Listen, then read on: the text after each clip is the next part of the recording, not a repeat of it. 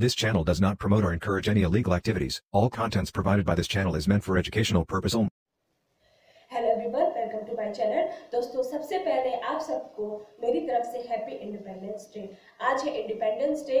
लगभग 200 वर्षों की गुलामी के बाद आज के ही दिन हमारा भारत अंग्रेजों से मुक्त हुआ था, अंग्रेजों से स्वतंत्र हुआ था। और तब से लेकर आज तक, आज है 71वां स्वतंत्रता दिवस। तब से लेकर आज तक इतनी कठिनाइयों का सामना करने के बावजूद, इतनी समस्याओं को झेलने के बावजूद हमारा देश एक विकासशील अर्थव्यवस्था वाला देश बन चुका है। दोस्तों, अब वह दिन दूर नहीं होगा जब हमारा देश विकसित देशों के मध्य अपना परचम लहराएगा। बस जरूरत है किसकी? आप और हम जैसे युवाओं को आगे लाने की। दोस्तों, आप और हम जैसे युवा ही हमारे देश का भविष्य है। आप और हम जैसे युवा ही हमारे देश और हमारे देश की अर्थव्यवस्था का रीढ़ है। दोस्तों, आज के लिए मैं आपसे ये कहना चाहूंगी कि आज आप पूरे दिन में किसी भी एक क्षण, जो भी हमारे साथी बाहर रह के पढ़ाई कर रहे हो या फिर जो हमारे साथी अपने घरों पे रहते हो, पूरे दिन में एक क्षण शहीदों को नमन जरूर करिएगा, जिनकी वजह से आज हम बेफिक्र होकर, स्वतंत्र होकर कहीं भी घूम सकते हैं, कहीं कुछ भी खा सकते हैं और घरों में हम बिल्कुल भी डरे बिना हम रह सकते हैं। उन्होंने एक क्षण भी नहीं सोचा कि हमारा क्या होगा, हमारे परिवार का क्या होगा। एक क्षण भी नहीं सोचा और अपनी शहीदी दे दी, खून की नदियां बहा दी। दोस्तों, उनसे ही हमें कुछ सीख लेनी चाहिए और हमें भी सबसे पहले अपने देश के बारे में सोचना चाहिए। दोस्तों, ना तो हम किसी जिले से आते हैं, ना ही हम किसी स्टेट से बिलोंग करते हैं। सबसे पहले हम भारत से बिलोंग करते हैं। हम सभी भारतीय हैं, चाहे उत्तर को लीजिए, चाहे आप दक्षिण को लीजिए, चाहे आप पूर्व को लीजिए, चाहे आप पश्चिम को लीजिए, भारत एक है। हम सभी भारतीय, ना कोई असम का है, ना कोई यूपी का है और ना ही कोई एमपी का है। इसीलिए हमें भी सबसे पहले अपने बारे में ना सोचकर, अपनी फैमिली के बारे में पहले ना सोचकर, हमें सबसे पहले अपने देश के बारे में सोचना चाहिए।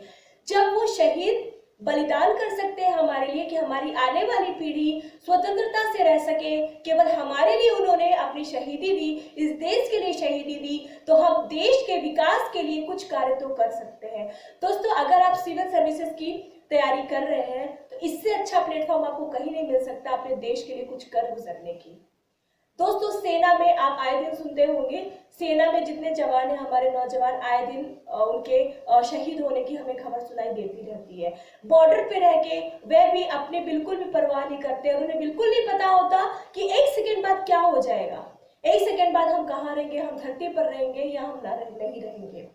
वो इतना ज्यादा बलिदान देके अपने हृदय को एकदम कठोर बना के अपने घरों से जाते हैं और घरों से जाने के बाद वो वहां पर तैनात होते हैं और आप देखते हैं आए दिन किसी ना किसी जवान की हमारी अर्थी उठती रहती है। तो मैं बस आपसे इतनी गुजारिश करना चाहूंगी कि आप और हम हमारे देश की रीढ़ हैं। हमें अपने देश के विकास के लिए काम करना चाहिए, अपने विकास के लिए नहीं करना चाहिए, क्योंकि अगर हमारे देश का विकास होगा तो हमारा भी विकास होगा। भारत देश हम सबको बहुत गर्व होना चाहिए, बहुत गर्व होता है कि हम सब भारतीय हैं, हम सब भारत में जन्म लिए हैं। बस आखिरी में मैं आपसे यही कहना चाहूंगी कि आप पूरे दिन में उन्हें जरूर नमन कीजिएगा, उन शहीदों को जरूर नमन कीजिएगा जिन्होंने अपनी बिल्कुल भी परवाह नहीं की, अपने जिंदगी की बिल्कुल परवाह नहीं की और खून की नदियां बहा दी, केवल हमारे बेहतर भविष्य के लिए, आने वाली पीढ़ी के बेहतर भविष्य के लिए। लास्ट में एक बार फिर से मैं आपको बोलूंगी, आप सभी को स्वतंत्रता दिवस की हार्दिक शुभकामनाएं और इसी के साथ मैं अपने टॉपिक को स्टार्ट करती हूँ। तो चलिए हम स्टार्ट करते हैं अपने टॉपिक को। और बता दूं, जैसा कि पिछले वीडियो में आपको वीडियो के अंत में एमपी के 10 फैक्ट आपको मिले थे, वैसे इस वीडियो में भी आपको 10 फैक्ट मिलेंगे, वो आपको याद करने पड़ेंगे, ठीक है, आपको वो रटने हैं। तो चलिए हम स्टार्ट करते हैं रीवा पन्ना का पठार।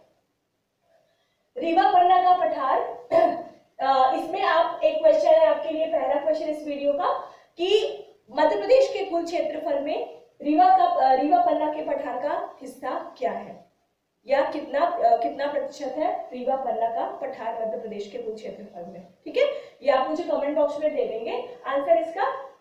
अब हम स्टार्ट करते हैं। सबसे पहले हम अगर स्थिति की बात करें तो स्थिति तो वही मैंने बताया, प्रीलिम्स में इतनी ज्यादा इंपॉर्टेंट नहीं है।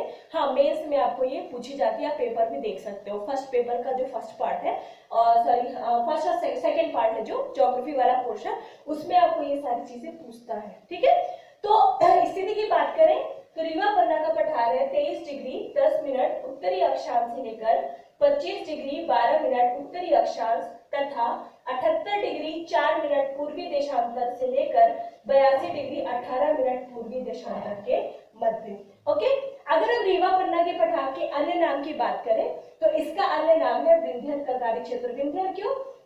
विंध्य क्षेत्र नाम अगर आप एमपी के होंगे तो ऑब्वियसली जानते होंगे, और अगर नहीं भी है तो रीवा पन्ना का पठार जो है वो विंध्य क्षेत्र के नाम से जाना जाता है, क्योंकि वहां पर विंध्याचल पर्वत भी है और वहां पर व्हाइट टाइगर सबसे पहले इसी क्षेत्र में मिला था और उसका नाम विंध्या रखा गया था। ठीक है, इस कारण से भी इस क्षेत्र को विंध्य क्षेत्र कहा जाता है। हालांकि उसका जो नाम विंध्या रखा गया था उसके पहले भी इस क्षेत्र का नाम विंध्य प्रदेश था, और वो था विंध्याचल पर्वत के कारण। ठीक है, विंध्याचल पर्वत जो मध्य प्रदेश और उत्तर प्रदेश दोनों में, विंध्याचल देवी का नाम सुना होगा, वो उसी पर्वत के नाम पर विंध्याचल देवी का भी नाम रखा गया है, जो कि यूपी में है। ठीक है, आगे चलते हैं। कर्क रेखा के उत्तर में स्थित है रीवा पन्ना का पठार। आप देखेंगे मैप में, देखिए मैं बताती हूँ, हर वीडियो में बोलती हूँ कि आप सबसे पहले मैप लेके बैठेंगे ताकि आपको समझ में आए। ठीक है, मैप में देखेंगे आपको तो कर्क रेखा आपको हल्की सी एक डॉट लाइन आपको उसमें दिखाई देगी, तो आप देखेंगे कि रीवा पन्ना का पठार, और उसके दक्षिण में देखेंगे तो आपको कर्क रेखा नजर आएगी, मतलब कर्क रेखा के उत्तर में रीवा पन्ना का पठार अवस्थित है। आगे चलते हैं, हम जलवायु देखते हैं, जलवायु आखिर कैसी है। तो रीवा पन्ना के पठार का अगर तापमान की बात करें, एवरेज तापमान है 40 से 42.5 डिग्री सेल्सियस के बीच, और वर्षा यहाँ पर होती है 125 सेंटीमीटर के बीच। ठीक है, वर्षा यहाँ पर ठीक ठाक होती है, ठीक ठाक बात करें। मिट्टी की बात करें तो यहाँ पर पाई जाती है लाल पीली मिट्टी, और कुछ मात्रा में आपको कहीं कहीं पर काली मिट्टी भी देखने को मिल जाएगी। ठीक है, आगे हम चट्टानों की बात करते हैं। चट्टानों में यहाँ पर पाई जाती है कुड़प्पा, यहाँ की चट्टानें सबसे ज्यादा इंपॉर्टेंट है इस पूरे चैप्टर में, कुड़प्पा और विंध्यन शैल समूह। ओके, कुड़प्पा के बारे में पहले आप बता दूं आपको, कुड़प्पा जो है वो किसी स्पेशल चट्टान का नाम नहीं था, जैसे आप दक्कन ट्रैप पढ़ते होंगे, ठीक है, बेसार चट्टानें पढ़ते होंगे, वैसा इसका नाम नहीं था। आंध्र प्रदेश में है एक कुड़प्पा नामक जिला, आंध्र प्रदेश में है एक कुड़प्पा नामक जिला, और उस जिले में जो चट्टान पाई जाती है उस चट्टान में पाया जाता है हीरा। आंध्र प्रदेश का जो कुड़प्पा नामक जिला है वहां पर जो चट्टान पाई जाती है उन चट्टानों में पाया जाता है हीरा, और सेम वही चट्टान पाई जाती है रीवा पन्ना के क्षेत्र में, अर्थात पन्ना जिले में सेम वही चट्टान पाई जाती है, और उस चट्टान में भी प्राप्त होता है हीरा। तो उसी आंध्र प्रदेश का जो जिला था कुड़प्पा, उसी जिले के नाम पर इस चट्टान का नामकरण कर दिया गया है कुड़प्पा चट्टान। ठीक है, तो आपको क्या समझ में आया? कहीं पे भी आपको कुड़प्पा चट्टान मिले देखने को तो ये समझ जाना कि ये हीरा का भंडार है। तो कुड़प्पा जो है वो हीरे के लिए प्रसिद्ध है, और विंध्यन बताने की जरूरत है विंध्य क्षेत्र में, और उसके अलावा पर्वत के कारण इसका चट्टान का नाम विंध्यशैल समूह रखा गया है।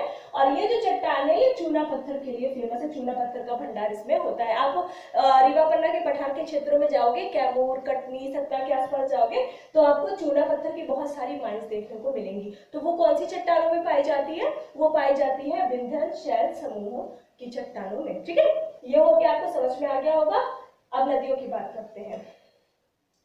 रीवा पन्ना के पठार में अगर नदियों की बात करें तो यहाँ पर नदियां हैं केन, टोन्स, टोन्स को टवस नदी भी कहा जाता है, सोनार, और उसके अलावा बीहड़। ठीक है, कई सारी छोटी छोटी नदियां यहाँ पर प्रवाहित होती हैं। जिले की बात कर लेते हैं तो इस क्षेत्र के अंतर्गत 4 जिले आते हैं। इस क्षेत्र के अंतर्गत 4 जिले शामिल किए जाते हैं। रीवा, सतना, आप मैप में देखेंगे रीवा मिलेगा, उसके उत्तर पश्चिमी भाग में देखेंगे सतना मिलेगा, फिर पन्ना मिलेगा, और फिर दमोह मिलेगा। ठीक है, देखिए रीवा, सतना, पन्ना, दमोह, यही जो पन्ना जिला है यहाँ पर कुड़प्पा चट्टान पाई जाती है। जो पन्ना तो सभी जानते हैं विश्व प्रसिद्ध है हीरे की खान के लिए सॉरी, पन्ना जिला विश्व प्रसिद्ध है। ठीक है, तो ये हो गया, छोटा ही चैप्टर था रीवा पन्ना का पठार। तो आई होप आपको समझ में आया होगा। ये अच्छे से नोट्स बना लेंगे। और फिर पिछले वीडियो में मैंने आपको बोला था कि आप एक नोट्स बनाएंगे अलग से, या फिर आप जो नोट्स बना रहे हो उसमें पीछे ही आप उन फैक्ट को नोट करते जाएंगे। तो कल मैंने 10 फैक्ट लिखाए थे आपको, अब अगले 10 फैक्ट आप उस पर नोट करिए। फर्स्ट लिखिए, राज्य में ऋतु वेधशाला। राज्य में ऋतु वेधशाला और डैश करके लिखिए इंदौर। मध्य प्रदेश की देखिए मौसम की जानकारी लेने के लिए वेधशाला तैयार की जाती है। तो मध्य प्रदेश में मौसम की जानकारी के लिए ऋतु वेधशाला कहाँ पर तैयार की गई है? इंदौर में। ठीक है, देखिए फैक्ट से बहुत ज्यादा क्वेश्चन आते हैं, एमपीपीएससी में भी आते हैं, और स्पेशली जो व्यापम एग्जाम लेता है, व्यापम के एग्जाम्स की अगर आप एमपी देखोगे अगर आप पेपर में, तो वो एमपी पीसीएस से ज्यादा आपको टफ दिखाई देगी। ठीक है, तो इसलिए उसके मद्देनजर आपको कोई भी चीज छोड़ना नहीं है, आपको हर चीज पढ़नी पड़ेगी एमपी में। ठीक है, गहराई तक पढ़ना पड़ेगा। ज्यादातर फैक्चुअल चीजें ही पूछता है, लेकिन टफ पूछता है। फर्स्ट हो गया। सेकेंड लिखिए, राज्य का जंतर मंतर। राज्य का मतलब मध्य प्रदेश राज्य में जंतर मंतर कहां पर है? राज्य का जंतर मंतर और डैश करके लिखेंगे उज्जैन। डैश करके लिखेंगे उज्जैन। अगला लिखेंगे सफेद शेरों की भूमि। सफेद शेरों की भूमि। सफेद शेर रीवा पन्ना के पठान में ही पाए गए। सबसे पहले किस जिले में पाए गए थे? रीवा में। सबसे पहले रीवा में, इसीलिए एशिया की पहली व्हाइट टाइगर सफारी भी आपकी सतना जिले में खुली है। लेकिन अगर हम दूरी की बात करें तो सतना से वो ज्यादा दूर है और रीवा से व्हाइट टाइगर सफारी की दूरी बहुत कम है। ठीक है, लेकिन आता है जो जिला वो है सतना। ठीक है, तो सफेद शेरों की भूमि और डैश करके लिख लेंगे रीवा। अगला लिखेंगे मध्य प्रदेश राज्य के ग्राम न्यायालय की शुरुआत। मध्य प्रदेश राज्य के ग्राम न्यायालय की शुरुआत और डैश करके लिखेंगे, डैश करके लिखेंगे 26 जनवरी 26 जनवरी 2001 में नीमच के झातला में। झातला, ठीक है, इसका मतलब क्या है? मध्य प्रदेश राज्य का पहला ग्राम न्यायालय कहाँ स्थापित किया गया राज्य में? तो ये किया गया था झातला नामक ग्राम में। और झातला ग्राम किस जिले में है? नीमच जिले में है। और ये कब स्थापित किया गया? 26 जनवरी 2001 को। ठीक है, ये देखिए मैं दो चीजें बताऊंगी, बहुत ज्यादा कंफ्यूजन क्रिएट करती है ये चीजें, तो आप ये लिख लिए। एक बार रिपीट कर रही हूँ, राज्य का प्रथम ग्राम न्यायालय या राज्य के प्रथम ग्राम न्यायालय की स्थापना, डैश करके लिख लेंगे 26 जनवरी 2001 में नीमच के झातला नामक गांव में। हो गया। अब अगला पॉइंट डालेंगे, लिखेंगे देश के प्रथम ग्राम न्यायालय की स्थापना। अभी आपने क्या पढ़ा? राज्य के प्रथम ग्राम न्यायालय की स्थापना पढ़ा। अब अगला पॉइंट डालेंगे देश के प्रथम ग्राम न्यायालय की स्थापना। देश के प्रथम ग्राम न्यायालय की स्थापना। देखिए देश का भी जो पहला ग्राम न्यायालय था ना, वो भी एमपी में ही खोला गया था, मध्य प्रदेश में ही खोला गया था। और वो कब खोला गया था? 2 अक्टूबर 2009। 2 अक्टूबर 2009 को भोपाल के बैरसिया में। बैरसिया, ठीक है, तो ये है एमपी का और ये है देश का। देश का 2 अक्टूबर 2009 को भोपाल के बैरसिया में खोला गया। ठीक है, अगला पॉइंट लिखेंगे भारत भवन के वास्तुकार। भारत भवन के वास्तुकार। देखिए भारत भवन के लिए आपको परेशान नहीं होना है। भारत भवन जब हम चलेंगे साहित्य में तो मैं आपको ये सारी चीजें बताऊंगी। ठीक है, साहित्य क्या, राजनीति में। तो लिख लिया आपने भारत भवन के वास्तुकार और डैश करके लिखेंगे उसमें चार्ल्स कुरियन। चार्ल्स कुरियन। कहीं कहीं पर आपको कोरिया भी लिखा हुआ मिलेगा, सेम ही है। ठीक है, चार्ल्स कुरियन। अगला पॉइंट डालेंगे राज्य का सबसे बड़ा सोयाबीन संयंत्र। राज्य का सबसे बड़ा सोयाबीन संयंत्र। डैश करके लिखेंगे उज्जैन, डैश करके लिख लेंगे उज्जैन। ठीक है, अगला पॉइंट डालेंगे, राज्य का सबसे बड़ा रेलवे जंक्शन, राज्य का सबसे बड़ा रेलवे जंक्शन, जंक्शन कहां पर है, कौन सा जंक्शन है ये, सबसे बड़ा जंक्शन है मध्य प्रदेश का, ये है इटारसी, इटारसी जंक्शन। और इटारसी जंक्शन किस राज्य में, सॉरी किस जिले में है, ये है होशंगाबाद में, होशंगाबाद, होशंगाबाद जो कि स्वयं एक संभाग है और मतलब संभाग का मुख्यालय है, और किस नाम से है ये संभाग, नर्मदापुरम। ठीक है, तो सबसे बड़ा जंक्शन है इटारसी में। अगला पॉइंट डालेंगे, राज्य का एकमात्र सैनिक अड्डा, राज्य का एकमात्र सैनिक अड्डा, डैश करके लिखेंगे महाराजपुर, सॉरी महाराजपुरा, एकमात्र सैनिक अड्डा कहां पर है, महाराजपुरा, और महाराजपुरा कहां पर है, मुरार ग्वालियर में, मुरार ग्वालियर। अगला पॉइंट डालेंगे, राज्य की सबसे बड़ी अनुसूचित जनजाति, राज्य की सबसे बड़ी अनुसूचित जनजाति, डैश करके लिखेंगे गोंड, डैश करके लिखेंगे गोंड।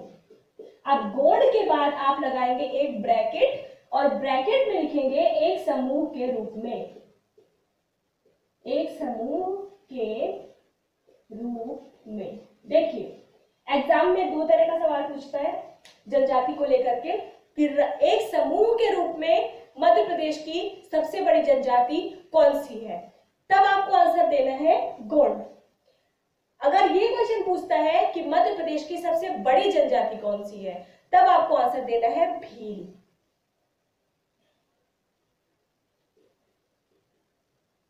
आगे समझ में, एक समूह के रूप में मध्य प्रदेश में सबसे बड़ी जनजाति है गोंड, और ओवरऑल मध्य प्रदेश की सबसे बड़ी जनजाति है भील। चलिए ये 10 हो गए, अब 10 जो फैक्ट है वो आपको अगले वीडियो में मिल जाएंगे। ठीक है, तो अच्छे से पढ़िए, नोट्स बनाइए, रिवाइज करिए, और नदियों के चैप्टर के बाद, नदियों के चैप्टर खत्म होने के बाद आपका होगा टेस्ट, टेस्ट के लिए रहिए तैयार, क्योंकि देख रहे हैं आप लगातार नोटिफिकेशंस आ रहे हैं एमपी में, जहां पे भी एमपी आएगा, एमपी सब्जेक्ट जिस जिस एग्जाम में आ गया एमपी के, लगातार नोटिफिकेशन आते जा रहे हैं, इसलिए आपको अच्छे से तैयार रहना पड़ेगा पहले से ही। ठीक है, तो अब इस वीडियो में इतना ही, तब तक के लिए पढ़ते रहिए, good luck, thank you very much.